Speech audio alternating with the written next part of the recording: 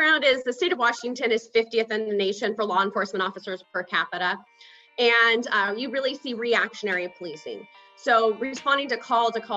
And that's not healthy for the community when only seeing officers when there's a call, but also not healthy for the officers. So I really have been an advocate over the years for community policing.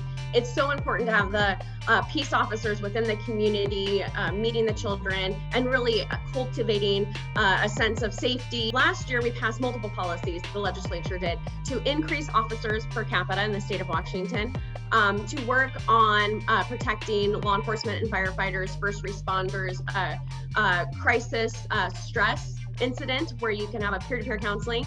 And this year is called Law Enforcement Professional Development. And it really looks at serving the next generation and cultivating the next generation of peace officers that will be a part of our community.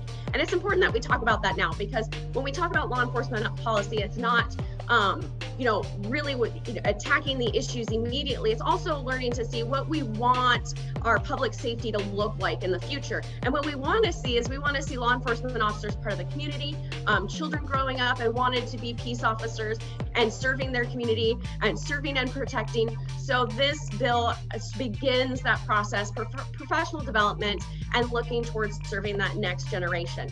The second policy is Bill 1000, and that's for mental health.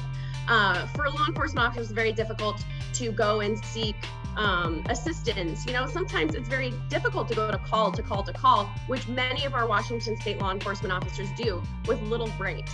And so this bill really adds a background for assisting in those first responders and getting help, the help they need